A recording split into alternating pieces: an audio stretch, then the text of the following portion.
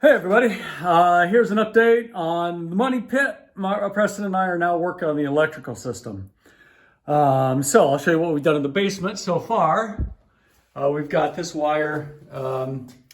As you can imagine, it was a cluster of wires and insulators. I'll kind of show you what we've got. So you've got like those insulators, you've got wires running everywhere, you got pigtails all over the place, you got wires going in four directions. So what we did is we turned the breakers off and mapped the outlets upstairs. And we found, of course, that we have like 3 different breakers that, work, that control the outlets just in the living room. So that's what we started with, just the living room. So we were able to get this wire, the first wire pulled through. You're not going to be able to see it, but that's the old wire coming out. We actually had to fish it up through there, but we were able to use the old wire to pull it down. And then that wire goes, and it's the yellow wire there. It goes up into that outlet and then down. So what we did is we were able to use a combination of fish tape, some masking tape to tape the wire to the old wire and pull it through.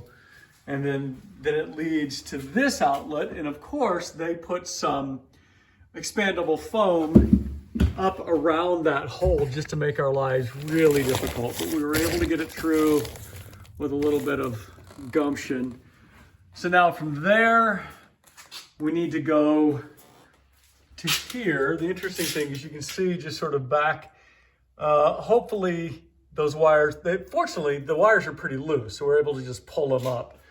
That's the front wall, and I'll show you when we go upstairs. And then from there, we need to come back over to the middle, and I will show you where we're going from there. And then that will be the living room. Now, most of the rooms only have one outlet in them, but the living room actually has lots of outlets, which is great. At least I would say the required number of outlets.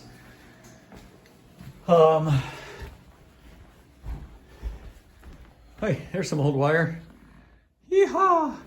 So that's the first outlet we ran to. Oh, that's funny. We still got old wire sticking out of that hole. Now the problem is there's no gang boxes in these walls at all. So what we're going to have to do is we're going to have to scribe a line. We're going to have to expand those holes and put the gang boxes in. And one could make the argument, well, if there's no gang boxes and there haven't been gang boxes for 150 years, do we really need them?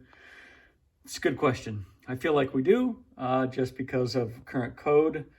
And if we're doing it, might as well do it right. So, and then from there, we ran to the bay window. We ran over to this one, and that's the one that was had the expandable foam sprayed in. And then from there we go to this outlet, which is buried back in that underneath the foundation wall. And then from there we're going to be coming, obviously following the living room floor underneath the living room and hitting that outlet. And that'll be the final outlet on this circuit. There's no ceiling lights, so we don't have to deal with that. And then we will start in this room, which is the dining room. There's only one outlet in here. That's right there. And we'll probably put one over here somewhere. One maybe here and here. Interesting thing though, of course, is that they put the outlets in the baseboard trim. So I guess we'll follow that pattern and do that in here as well, and just stick with that system. Eventually we're going to try to put an outlet up over here, probably one right there, because getting up into these outside walls is really difficult because they sit on the foundation. The foundation is rather wide. I don't know how we're going to deal with rewiring like this and this without actually pulling all of the wall covering off. So I guess we'll get to that when we get to that. In the meantime, that's our story. We're sticking to it.